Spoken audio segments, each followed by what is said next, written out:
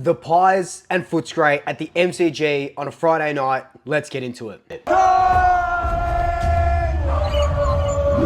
Before we get into it, this video could not be possible without the support of Swish. If you don't know, Swish is a website that lets you get your favorite AFL stars and your favorite Collingwood stars. So I'm talking Nick Dacos, Jack Crisp, Scott Pendlebury, Steele Sidebottom, Josh Dacos.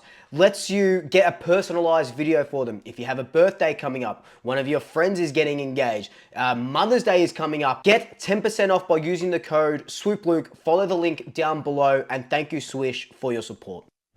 So the Western Bulldogs, aka Footscray, which is what they're changing their name to for this week, will be celebrating their 100th VFL/AFL birthday on Friday night. They were really requested to play Collingwood at the MCG. As you know, we usually take them on at Marvel Stadium, and nobody likes Marvel Stadium.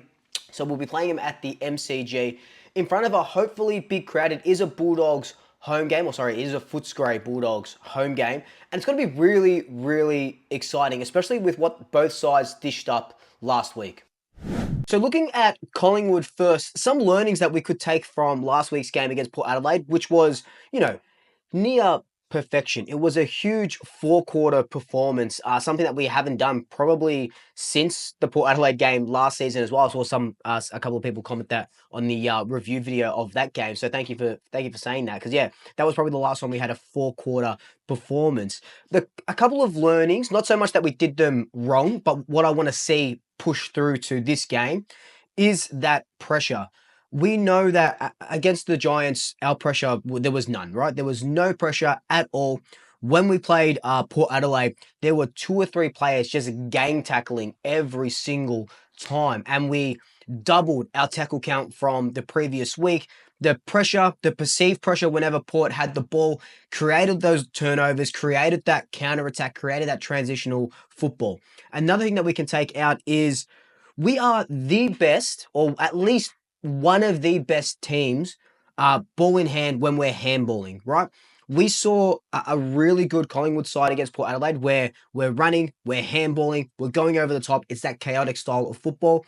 And then we see the team against the Giants where we're forced into a slow kicking game, which we are terrible at. That's not the Collingwood that we want to see. We obviously want to see that running and gunning Collingwood. Now, the Western Bulldogs will look at that GWS game and study it. They're going to want to take away our handballing game. They're going to want to pressure up really well. They're going to want to choke us and get us into that kicking game. What I want to see, and the learning from the last 2 weeks, is that I want to see a plan B, C, D, and even an E if we have to, right? If the Bulldogs do choke us out and we are forced into that kicking game, we've got to do better than we did against the Giants. I know we don't like kicking. I know, when we're forced into that kicking game, it's always long bombs. And then you'll have, people like Rory Lobb, intercept marking. And Tim English, if he pushes down to the defense, to be that 7th tall there. So we can't be forced into that game style that we were forced into against the Giants. We need to break whatever pressure and whatever zones that the Bulldogs are going to apply, because we know that it's not going to be a walk in the park like the Port Adelaide game. We know that the Bulldogs are a really, really good side, and it's not going to be a walk in the park. Now, Footscray last week, they beat the Kangaroos, and it wasn't a convincing win, but they did lead throughout the whole match. There's a couple of things that were pretty interesting in that game. So the Kangaroos, with Sherry on the ball, right, they won hitouts, they won the clearances, they were close to plus 25 in tackles.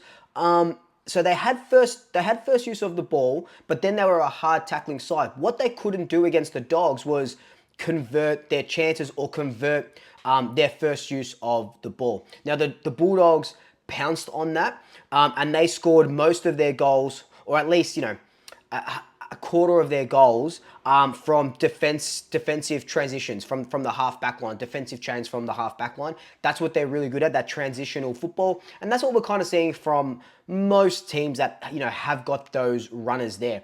So what I want to see from this game especially is a little bit more like what North Melbourne did with high tackling, first use of the ball. Now, Tim English will go up against Darcy Cameron. It's not like he's playing against Sherry again. We know Cameron is a really good ruckman. And then you've got Dan McStay chopping out as well. They'll have Tim English, and then they'll have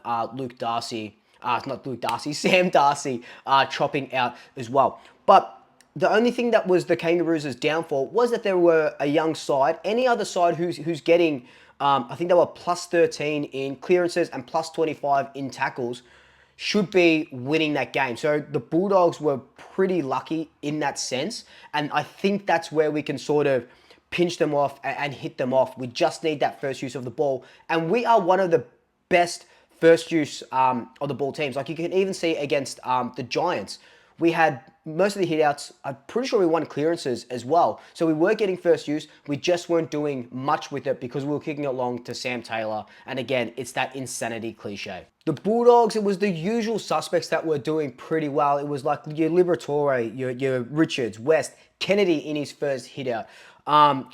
Darcy as well, a little bit of Tim English. Rory Lobb had about 7 intercept marks.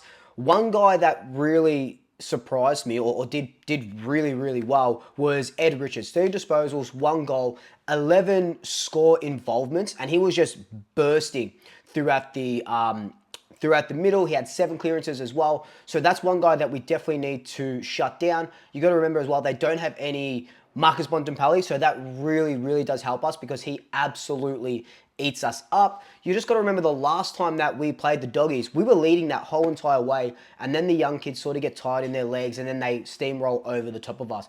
I don't think that's going to happen this year because we have a really, really good side. Plus, and we'll talk a little bit about it later, the inclusion of Jordan De Goey. But Ed Richards is someone that I would put a lot of effort into. Maybe it's a Steele run with. We know Steele had one of his career best games last week, but maybe you're putting a little bit more time. Liberatore did play well, 9 clearances, but I'm more worried about the damage that Ed Richards can do with that speed out of the middle. I think the most dangerous aspect of the Bulldogs at the moment is their forward line. Norton, Darcy, Vandermeer kicked a couple of goals. You got Harms and Gallagher there that will just give you that sort of speed. But Norton and Darcy, so Jeremy Howe, Darcy Moore, and Reef McGuinness have their work cut out for them, especially Reef. Now, we know that Collingwood don't typically play one-on-one. We'll see, Darcy Moore go on to Norton, but then he'll switch and he'll go on to Darcy, and then, everyone's sort of over the top. So we know it's more of a team defense than it is a one-on-one defense. So that's going to be really interesting, and it's going to be a really big test for Reef. Now, the last couple of weeks, Reef hasn't had a super big test, right? There was no sort of Jesse Hogan at the Giants, so we really couldn't do much there. We were just getting absolutely pants with the Giants. With Port Adelaide, he was playing on Georgiades a little bit. He was playing on Lukosius a little bit as well. But the ball wasn't going into the 50. But when it was, Reef had a really, really good game. His second and third efforts and his follow-up efforts were sort of second to none, really, in that defense. I really like to see that. Darcy Moore got back to his best in these last 2 weeks as well, especially last week. It was nice to see. That was probably Darcy's best game in like the last dozen or so games. So I was really happy with that. They take Jeremy Howe off as a precaution. He wasn't on the injury list, so expect him to play. But Darcy ate us up last time, and Norton, he'll just kick. If you let him, he'll kick 5 goals, and so will Sam Darcy. So our backline is going to have their absolute work cut out for them. But again, like I said, like I've been saying, you let Norton kick, his 5 goals, and Sam Darcy kicks his 3. If the Triple M's are kicking their combined 10 again, and then you've got Jamie Alley and Bobby Hill pinching him for 2 each, and then Nick Dacos kicks 1, you're absolutely laughing. Because I think, looking at their backline, Lobb, Freya played a really good game. Bailey Dale as their halfback flanker is another guy that we sort of have to put a little bit of time into. So expect McCreary or Lachie Schultz to sort of go with him, because he kicked, I think he had 30 and 2 against the Roos, and he's one of their playmakers. I said that earlier in the video, that they had a lot of transitional football out of the defense, so a lot of defensive chains, and that was pretty much all started with Bailey Dale. So if you shut him off, you're sort of shutting off that defensive transition that the Bulldogs have been really good at and what they showed last week. So possible changes. I don't really see anyone coming in and out besides, you know, Jordan De Goey for Lockie Sullivan. I really like what Lockie Sullivan did. I can't see Ned Long not getting a game after his career best performance. And what Ned Long did, according to Champion Data, Daniel Hoyne on SEM, because we don't have that Tom Mitchell type, Ned Long is that sort of in and under, that big bull in the middle. He let Nick Dacos play as a ball-using mid as opposed to a ball-winning mid. And that was, they said that Nick Dacos' game was the best of any midfielder across the competition last round. So we need to keep Ned Long in. They probably will use him as the sub. I liked Pendles as the sub. I understood why. But I don't think that will work again. I don't think even putting Steele Sidebottom as a sub, because he played a whole game and looked absolutely incredible in the middle. Maybe it's a Jordan De Goey as a sub, because you got to think that he hasn't had a full game in a long time, coming off that bone bruising in his knee. We do have the bye next week. Do they give him a full game, or do they start him as the sub, or do they take him off as the sub in the third quarter or something like that to give him a bit of a rest? So that's going to be interesting. Do I see anyone else coming and going? Will Hoskin-Elliott is available, but who comes out for Will? I think our team is pretty consistent at the moment, and I think the only change we would need to make is Jordan De Goey for Lockie Sullivan.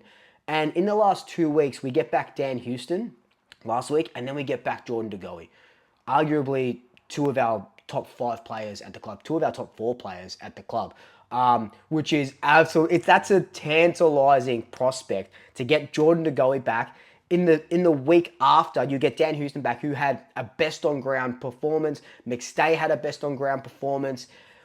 We're close to pretty much seeing, you know what, this might actually be Collingwood's best 23 going forward, except for Tom Mitchell. But I really don't think we see Tom Mitchell for the rest of the year, to be honest. Big calls and predictions. I think we're going to spoil Footscray's party. Congratulations on 100 years. Congratulations on your 2 premierships. But I think we absolutely destroy their party. I'm not talking about a 91-point win, because that's unfathomable. I don't think that's going to happen again, especially against a really good team like the Bulldogs. I'm thinking more of a 20 to 30 point win. And my big call is that Membry is going to kick another 4 goals. I just love what he's doing, and I don't think the Bulldogs' backline can really compete against our 3 talls and, you know, our 3 small forwards. There's not going to be a lot of backlines that can go with them, because if you're stopping Myercheck, McStay and Membry are there.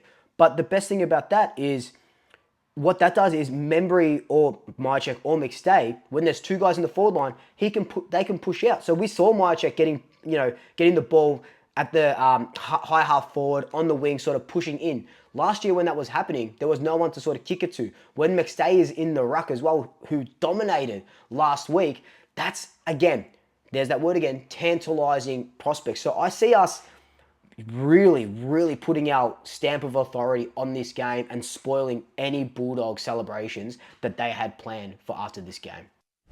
But that is my preview for the game. Let me know your thoughts down below. What are your big calls? What are your predictions? What are your ins and outs? Let me know your thoughts down below. Merch is still available. The hats are running out. Lots of t-shirts. But until then, like, comment, subscribe, tell your family, tell your friends, tell your pets. And until next time, double shackers. I'll swoop you later.